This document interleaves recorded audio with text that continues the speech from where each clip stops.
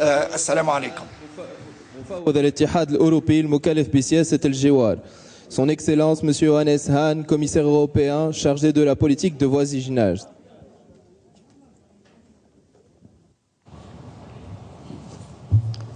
Mr. President, Excellencies, ladies and gentlemen, I'm very glad to be here today to represent the European Commission at this landmark event and to present the European Union's view on how the tremendous potential that Tunisia possesses can best managed for the benefit of its people.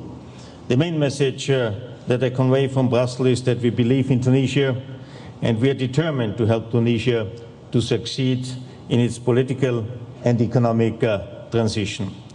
The European Union stood by Tunisia as it faced the political, social and economic turbulence that inevitably followed the revolution.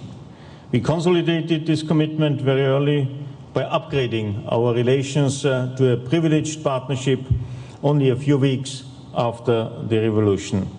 Tunisian citizens have placed high hopes in the democratic transition, hoping not only for the precious freedoms they have now acquired, but also for a more prosperous future.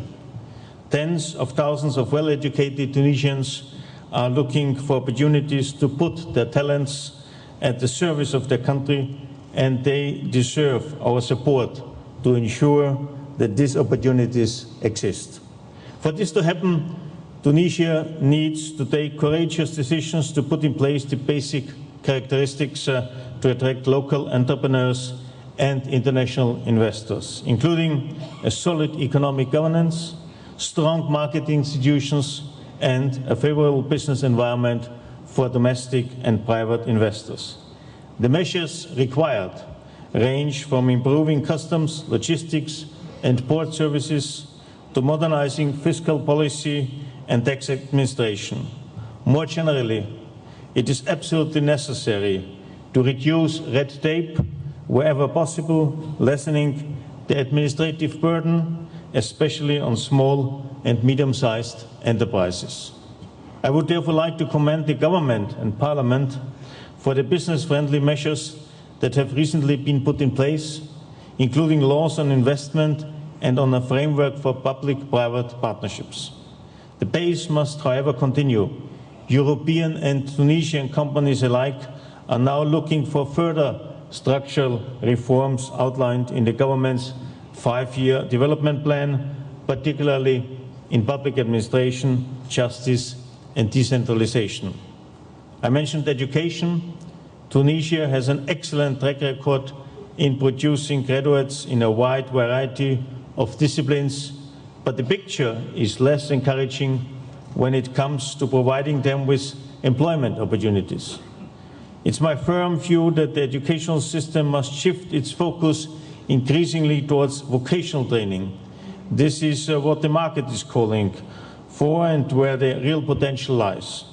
I understand that this requires changes in approach which are not simple to achieve, but the European Union is prepared to help by providing expertise and best practice to help encourage a shift in this direction. In our recent communication on strengthening support for Tunisia, the European Union announced a significant increase in support for Tunisia. We are committed to a grant of up to €300 million for 2017, with the pledge to seek to maintain that level at least until 2020. We are also committed to working even more intensively with the European and international financial institutions. The newly launched European External Investment Plan will pool resources from the European Union and the European financial institutions with up to €44 billion for the neighbourhood and sub-Saharan Africa.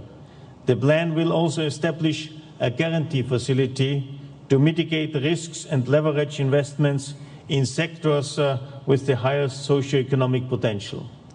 Tunisia will certainly be given priority, but of course the underlying conditions must be met, including the creation of a business environment that is conducive and encouraging to investment. We will work with the Tunisian authorities to to ensure that this can be achieved. Today, more than 3,000 European companies operate in Tunisia, which is over 80% of foreign companies in the country. Altogether, they employ more than 300,000 people.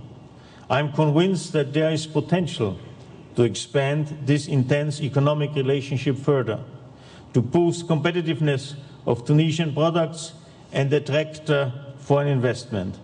That is why we have offered to upgrade our trade relations to a new, more comprehensive and modern agreement. We started to negotiate this agreement in October 2015, aiming to allow Tunisia to benefit from market access to 500 million consumers. Moreover, it will also help establish a transparent and stable legal environment for investments, thus offering one of the best possible incentives to invest in Tunisia.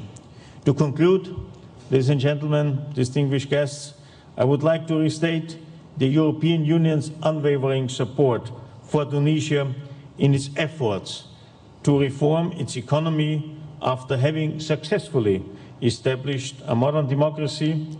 I pledge that the European Union will help to ensure that this conference is not a one-off event, but the start of a sustained process. I call all of you here today to ensure that we follow up on our promises and deliver our pledges.